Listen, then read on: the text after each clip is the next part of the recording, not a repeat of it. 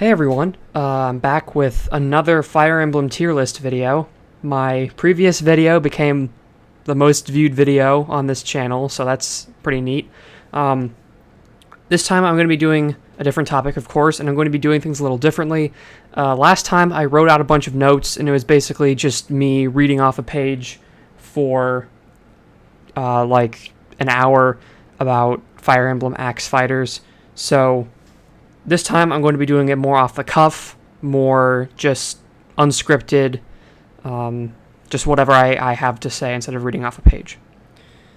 So this tier list is about every promoted cavalier in the series. At first I wanted it to just be about paladins, and then I was like, well, there aren't that many great knights, and there's only one like promoted forest knight in the series, so I might as well include them, and it just ended up expanding to 4 entire rows of characters to rate. So I won't be going as in-depth with each character as I was in the last video, just for expedience's sake. So again, I'm going to be rating them from 1 star, which is the worst, to 5 stars, which is the best. And so let's begin. First, we have Jagen, and since this tier list creator doesn't have the sprites from the NES Shadow Dragon, I'm only going to be rating the Arcanea characters as they appeared in Shadow Dragon and Mystery of the Emblem. So these SNES sprites are Shadow Dragon, and these DS sprites are Mystery of the Emblem. It's just due to the tier list creator having, or rather not having, enough resources for all the sprites for some reason. So first we have Jagen from Shadow Dragon. Jagen is, of course, the archetypical Jagen character. He's the very first, and probably the most extremely designed, perhaps. His growth rates are terrible, like 10 to 15% in every area, but his base stats are quite good for his join time, and he has excellent weapon ranks in Shadow Dragon. You can use the Silver Lance. He's basically the only reason that you can even beat like chapters 1, 2, 3 on like hard 4 and above. But again, he just does not grow. He just doesn't. So past, probably, I'd say he stops being like your best unit around probably chapter 7 or 8, and then your other characters will just outpace him so quickly. My cat is in my room, so if she sneezes, if you hear off-camera sneezing, that's my cat who is in my room right now. So I think he fulfills his purpose quite well. He's a very balanced character.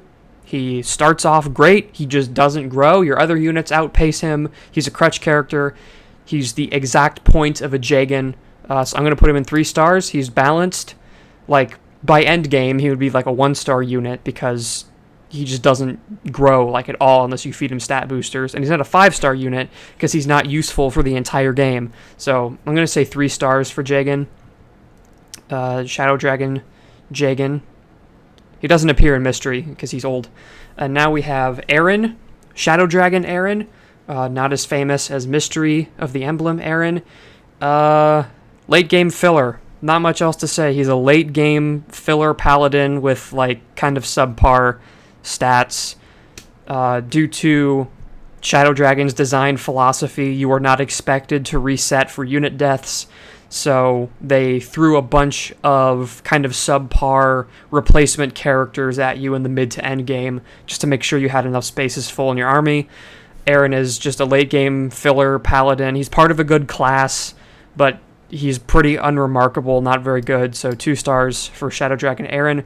And Medea from Shadow Dragon, I'm going to put her in 2 stars as well because she's not all that different.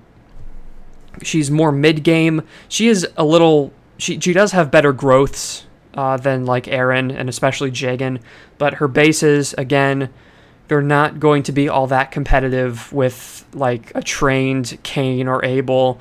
She can pull her weight in like 1 or 2 chapters after she joins, but she's just not that useful. She's pretty frail too. Early Fire Emblem games and their obsession with making like female knights as frail as possible, Medea definitely perpetuates that trend. She's very frail, not horrible, like totally unusable, but still just more of a filler unit than an actual unit you would really want to use long term.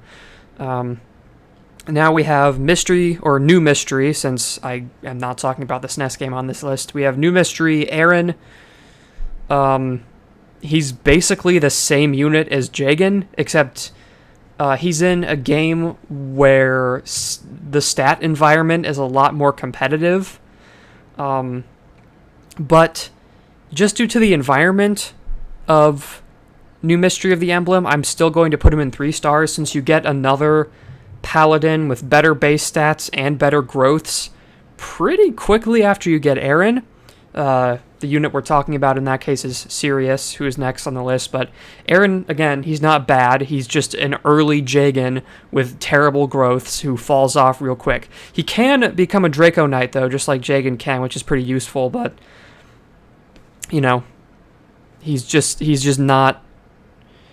Again, like Jagan, I can say he's 1 star in, like, the end game, because his growths are terrible and his base stats are only, like, merely decent.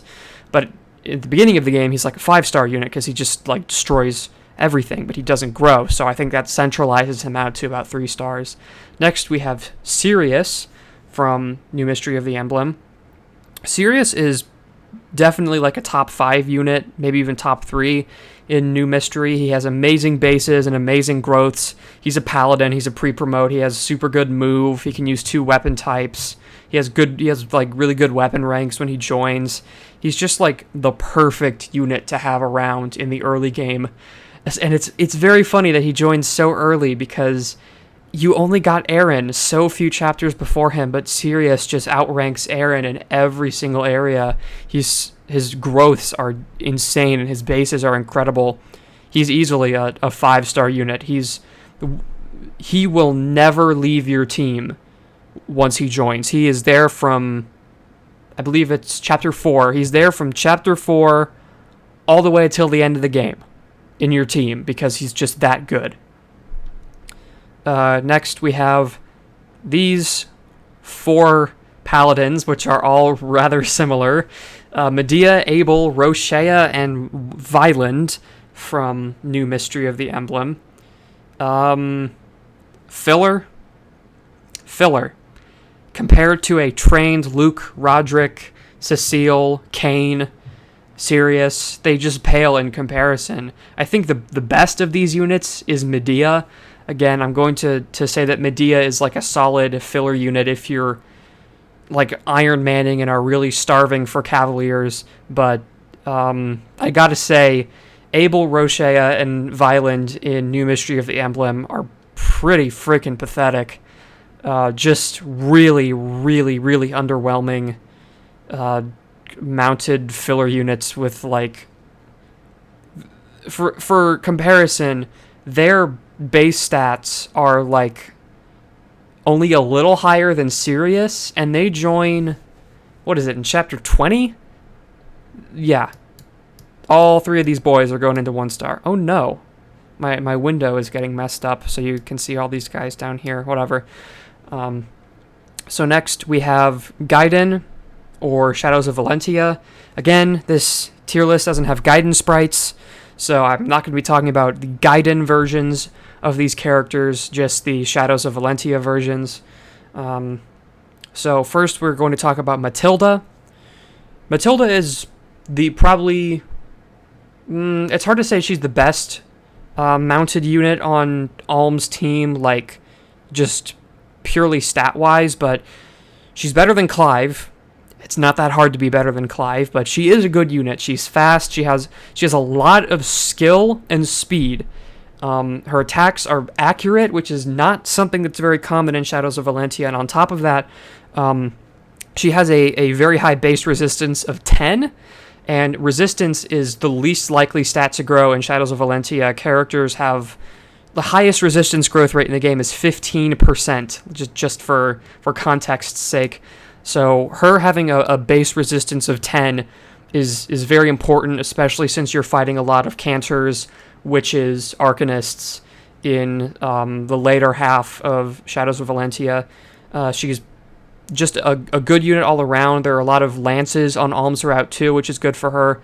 I'm going to put her in 4 stars. She isn't like invincible. She's kind of frail physically, but she's one of the best people to fight mages, which are really scary in Shadows of Valentia. So I'm going to put her in 4 stars. She's not perfect, but she is great. Next we have Zeke, who is also a member of Alms Route in Shadows of Valentia. He joins pretty late as a pre-promoted Gold Knight, which is the 3rd tier promotion for Cavaliers. He has really good base stats, good growth rates. I mean, he doesn't have a lot of availability, but he's just so strong. I'm also going to put him into 4 stars since he's just insanely strong. I need to swap these two. And finally, for the 3rd pre-promote on Alms Route, we have Mycen, who has... there's just not a lot to talk about with Mycen, honestly.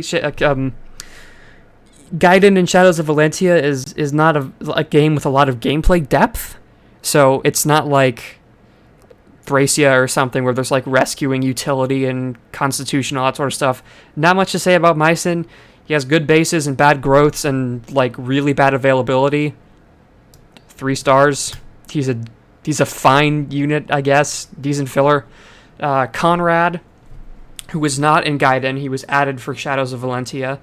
Conrad is the only Cavalier on Celica's story route in Celica's group. Again, he's just fine. He has good stats and growths. He joins kind of late, though. He's a stupid addition to the story. But again, he has pretty decent resistance, which is not something that you see too often in Shadows of Valentia. Although Celica's route has more mages, which have like better base resistance. Again, I'm going to put him in like 3 stars. He's a fine unit. I think he joins with a Blessed Lance. I don't recall. Maybe I should have had notes ready for this. But you fight a lot of terrors in Celica's route, so having that Blessed Lance is nice. There are very few lances on Celica's route, though, and he's pretty much... He and the Pegs are the only characters that can use them on Celica's route. No, wait, there's also Valbar, but Valbar sucks, so whatever. Okay, finally, we're getting to games that have a little more depth than just good stats. So this is Quan from Genealogy of the Holy War. He's a promoted Lance Knight, which is called a Duke Knight. He's a Duke Knight.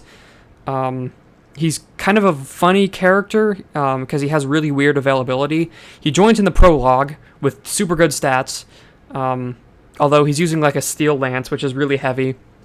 And he doesn't have pursuit, which is his biggest problem. His growths are good, his bases are good. Like his strength and defense are insane because he has major Neuron blood, so he has super good, strength and defense. So the problem, though, is that he doesn't have pursuit. He has critical. No, he has adept. He doesn't have critical. That's his daughter. He has adept. Adept is a chance-based ability that you can double based on chance.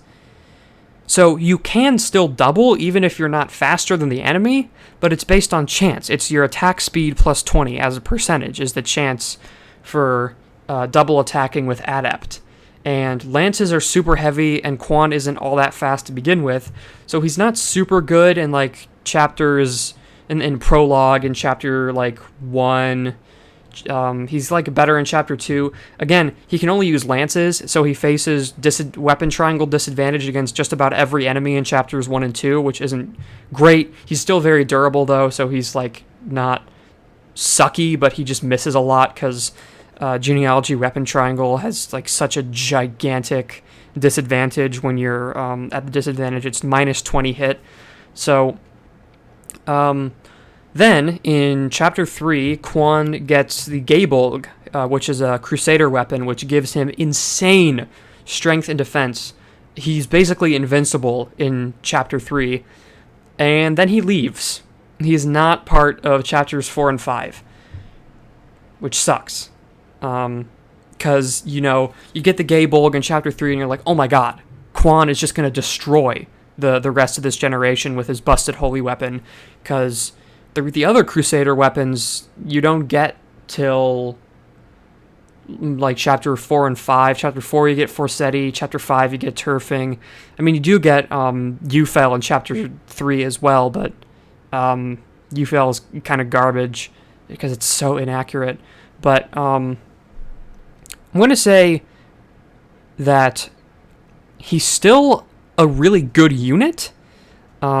He's just kind of bogged down by genealogy being genealogy.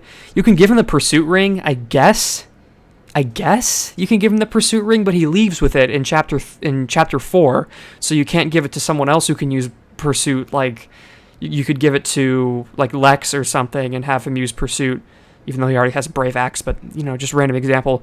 I'm kind of struggling between 3 stars and 4 stars for Quan, because he's like kind of invincible because his defense is so high, especially after he gets the Gay Bolg. So, like, even though he faces disadvantage against the axe fighters that make up so much of prologue and Chapter 1, it's hard to say he's like bad there, and he gets much better in Chapters 2 and 3 because there's more enemy weapon variety there. I'm going to be cautiously optimistic and say that he's a 4-star unit. You know, he's a pre-promote, so he has good base stats and everything. So I'm going to give him the 4-star treatment just because, cautiously optimistic. He's still a good unit. He's got super high defense and strength and skill. He's basically unkillable. He doesn't have pursuit, and he leaves after Chapter 3. Those are his big problems. So I'm going to still be optimistic and say that he's a 4-star. Next, we have Aoife, or Oifi, depending on your translation, from Genealogy. He's one of the first units you get in Generation 2. So Oifi is a seriously good unit. His base stats are insane. And he has Pursuit and Critical. So that's really good.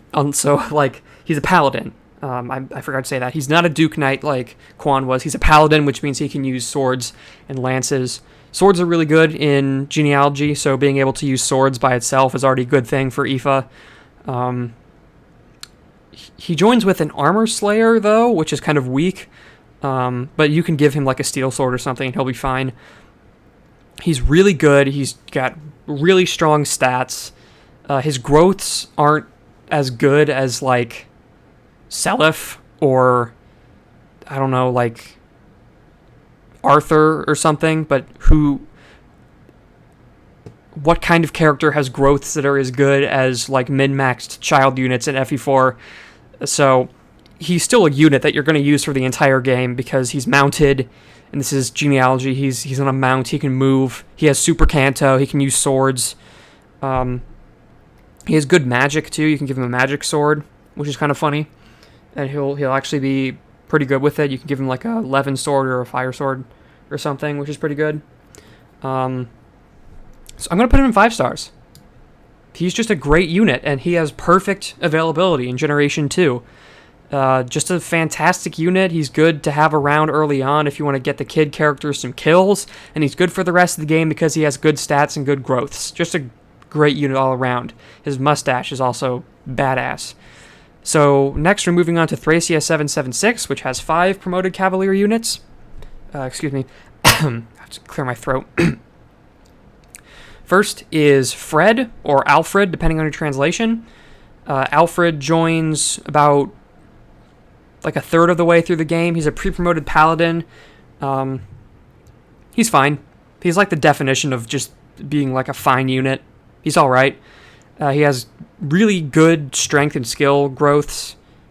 He's kind of slow, though. His speed growth isn't very good. His bases are pretty, like, decent. He has a bolt sword, which gives him 5 extra skill, so he's, like, pretty accurate. Good crit. Not much you can say about Fred. He doesn't have any skills. He's just a very serviceable unit. He does have Canto, and this is like Thracia Canto, which you can move after attacking, and he can like pick people up and move them around because his constitution is pretty good. He's just like a mid-tier unit, perfectly serviceable. If you want to use him, you can just use him in like 3 or 4 chapters and then dump him for like a better mount or something. He's perfectly fine. 3 stars. He's just like a good paladin who's not amazing and he's not terrible. He's just good. So 3 stars for him. Next we have Glade. Glade is a Duke Knight like Quan. He has really good weapon rank. He has I think he joins with an A rank in Lances, which is the maximum rank. He's mounted. He's a Duke Knight. And he has a leadership star, which is a big thing, a big deal. That's 3% extra accuracy and avoid for everyone on the field as long as he's deployed. So I tended to deploy him in pretty much every chapter after he joins for the leadership star alone, although his combat is pretty good. He joins with like a silver lance. He can use any strong lance you want him to, and you can like bulk buy, or I think you can capture a bunch of killer lances from like a group of knights in chapter 18, I think. So you can just get a crap ton of killer lances. I think there's a shop where you can, in like chapter 14, and an arena, so you can just like grind for gold, because it's a defend chapter. You can grind for gold and buy a bunch of killer lances for your calves. He, again, doesn't have any skills, but his stats are good. His growths are, like, decent.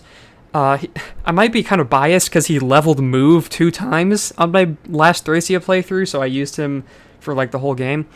One big problem, though, the big problem with Glade is that he has an E rank in swords, and you have to dismount inside in Thracia.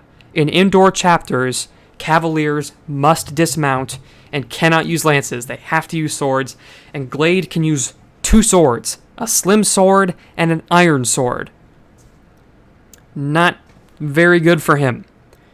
Those are weak and bad, and he even loses some stats when he dismounts like everyone else in Thracia does, so his combat takes a gigantic nosedive when he's indoors. So I'm going to say that just for that, since lots of late game chapters are indoors, I'm going to put him in 3 stars. The toughest chapters tend to be indoors too, like chapter 24X and the final chapter are indoors, where he just like really can't contribute at all.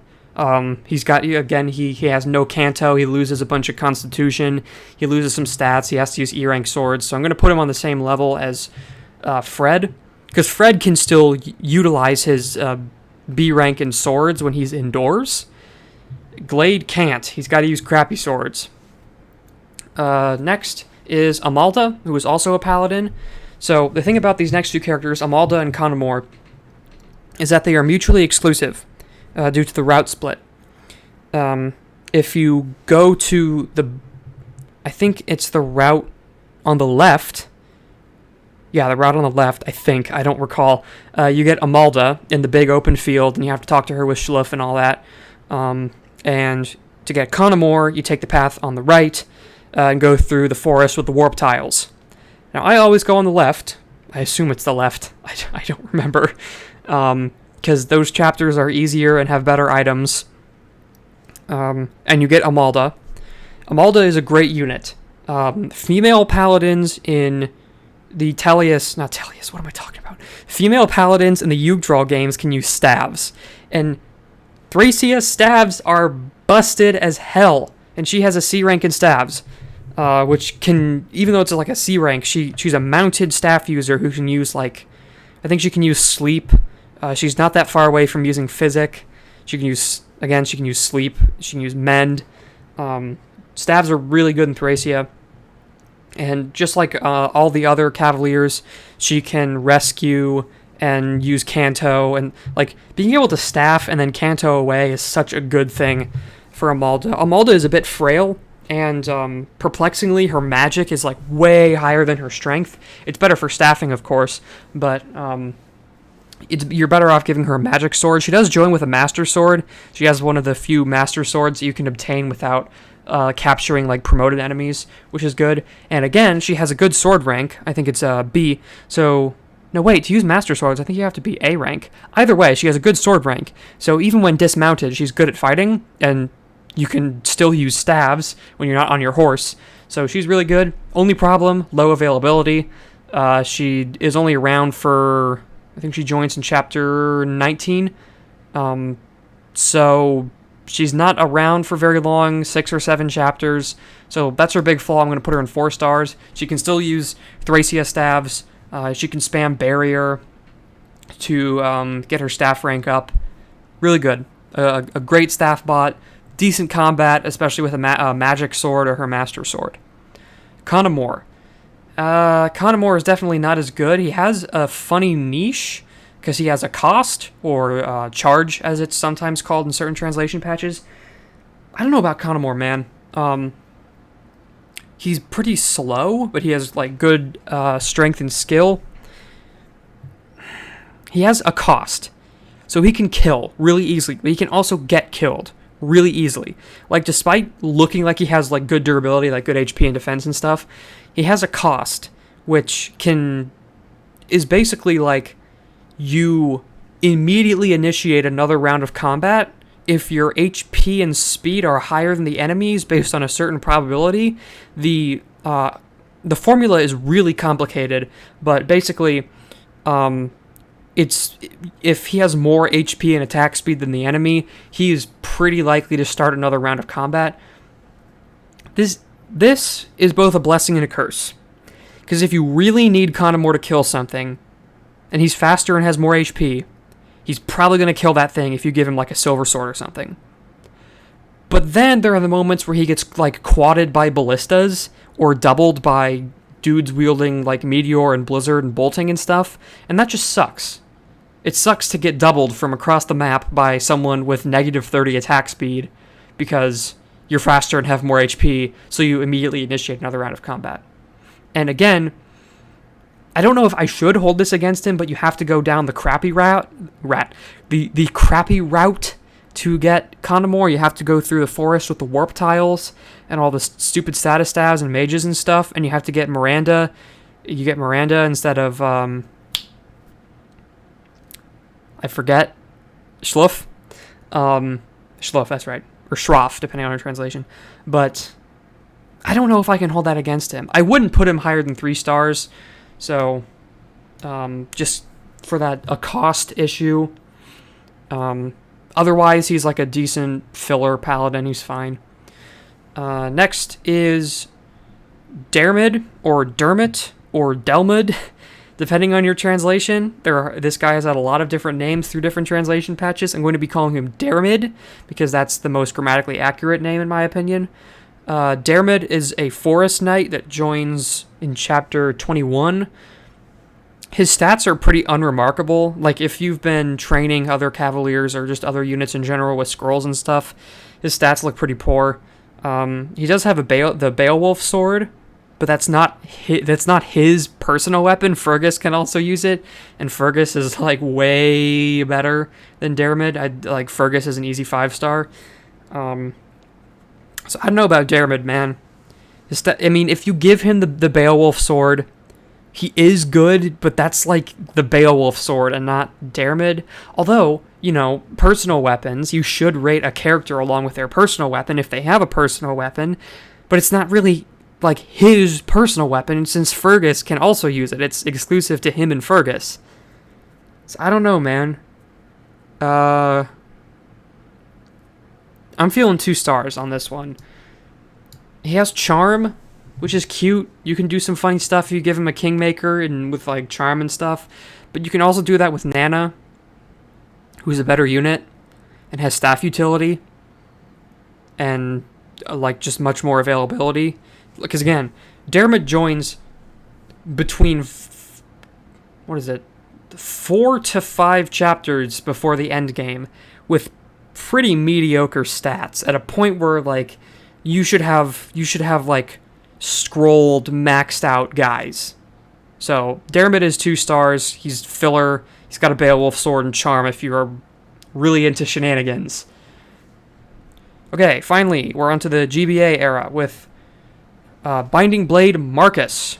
He's basically the same unit as Shadow Dragon Jagan, just in a much more difficult game. 4 stars. His growths are bad, but my God, is he essential.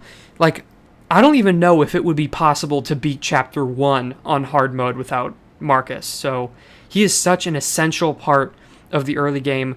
He falls off, of course, as Jagan units tend to do. He falls off, but still, like, man, he is so essential in the early game. Because he can just, like, snipe dudes with his Silver Lance, and he can take a bunch of hits. Although it's FE6 hard mode, so, like, not that many hits. But still, great unit. Falls off around Chapter 10 or so, I'd say, is, like, the point where you might want to stop using him. Because that's around when you have our next unit, Zealot, or Jarrett, or Jared, depending on your translation. Again, this game has never come out in America, so we have to rely on fan translations. I'm also going to put Jarrett in 4 stars. He's basically Marcus again, just with slightly higher base stats. He's another Jagan-type character. So the thing is, like, around Chapter 9 or 10, you drop Marcus, and you just use Jarrett, and then around, like, Chapter 15, you drop Jarrett, and then use your promoted, like, growth Cavaliers, like Lance, Allen, Noah, for the rest of the game. Still a great unit, an essential part of Chapter 7, because that chapter sucks and is insanely hard, and Jarrett makes it so much easier if you can get him, you can manipulate his AI to recruit him really quickly. He has great weapon ranks. Again, just like Marcus, he can use, like, javelins and short spears and stuff. He has a better axe rank, too. I think he can use steel axes, although those are terrible in FE6, but he can use, like, hand axes and stuff a little better than Marcus can. Next is Percival. Percival is busted. His bases are stupid high. I'm talking, like, 20 plus in every relevant area, which is mad, which is just mad for Chapter 15. His weapon ranks are insane. His base stats are insane. He's a paladin, so he can just, like, go anywhere he wants because he has super high move. He can rescue, he can canto, he visits villages. He's so unbelievably good at fighting. It's insane. 5 stars. Once he joins your team in Chapter 15, he will never leave. Ever. He will be your best combat unit, aside from, like, I don't know, like Rutger or Milady. Like, he, Rutger, and Milady are the holy trinity of Binding Blade. He is just so strong, and his availability is good too. He's around for a good half of the game. With base stats that high, being around for half the game is insane. So, easy 5 stars. Then we have FE7 Blazing Blade Marcus. This is another easy one. 5 stars. Marcus joins as your strongest unit and will remain your strongest unit for the entire game.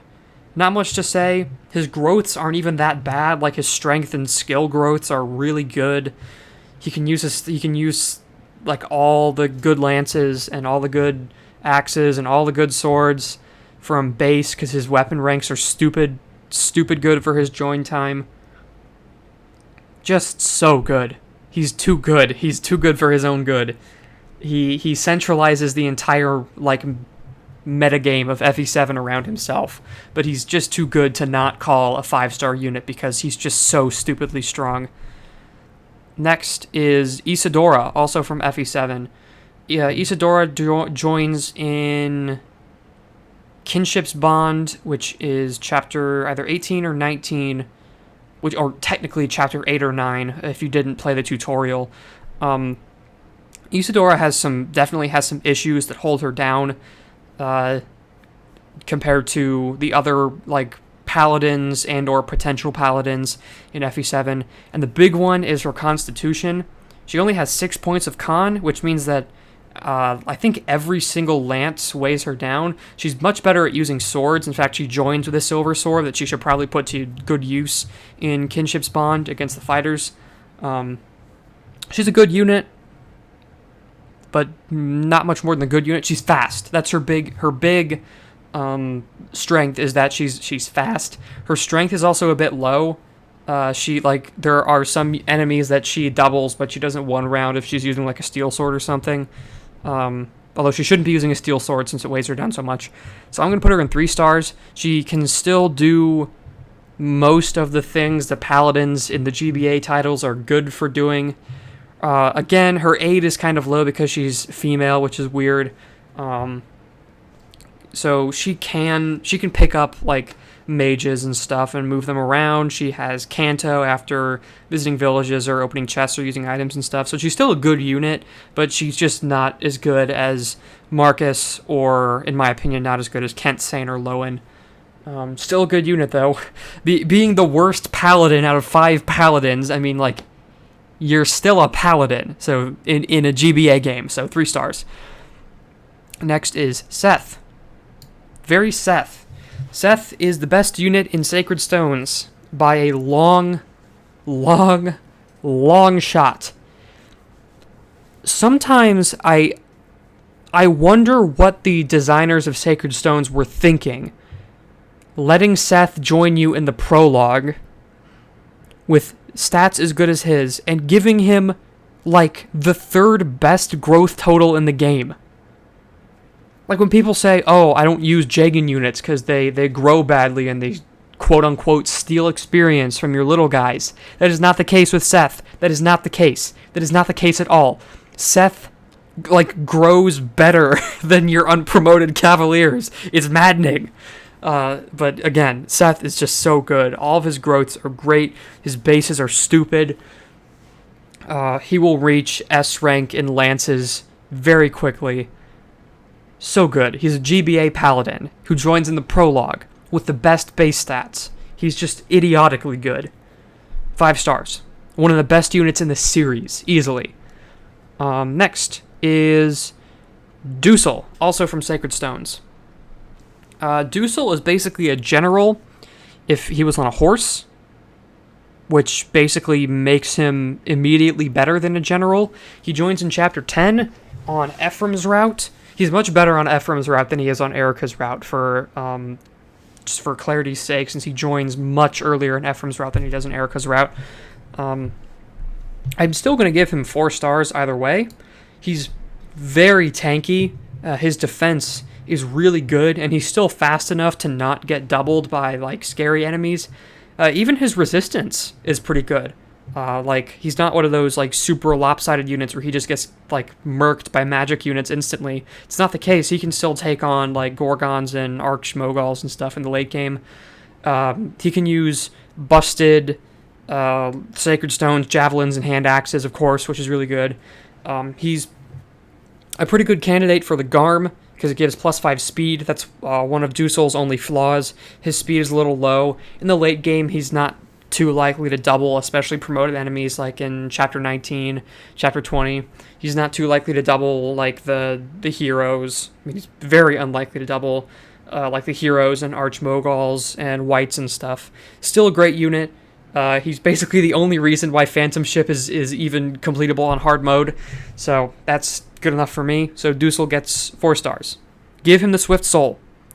Having 6 move as a mounted unit sucks. Still better than a general, though.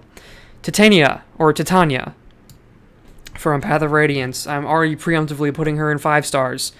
Female Seth. That's pretty much all I have to say.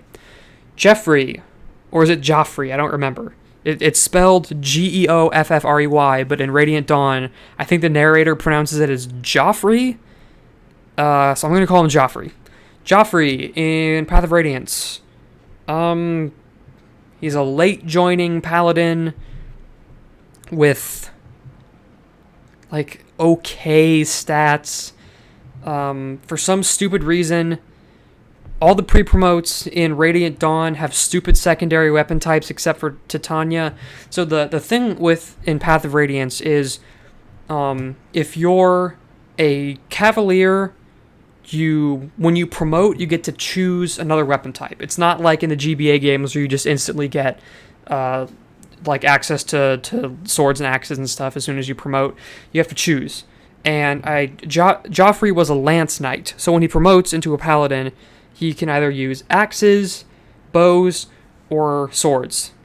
And the good choice would be axes, which is what Titania uses. But he joins with lances and bows are complete crap in Path of Radiance. Lances are good, again, but bows are just bad. He has Paragon, which is cute, even though his growths aren't really that good.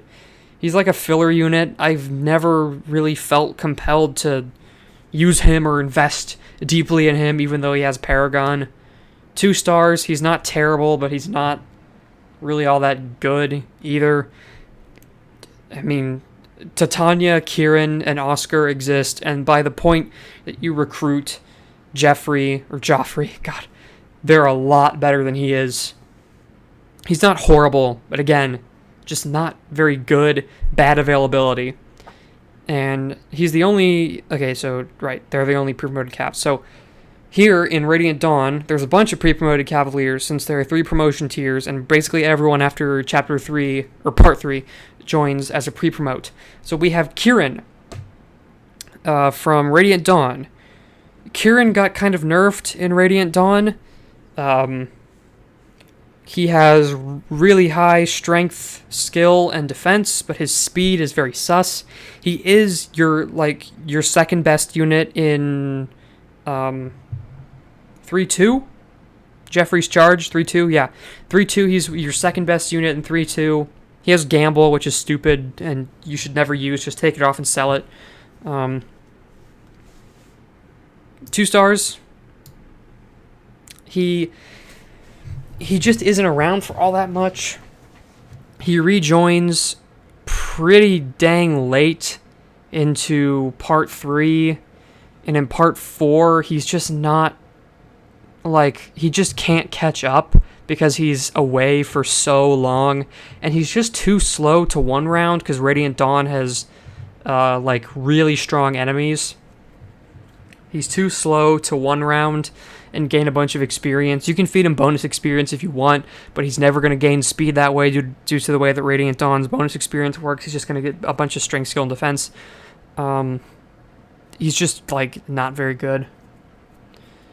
But not bad.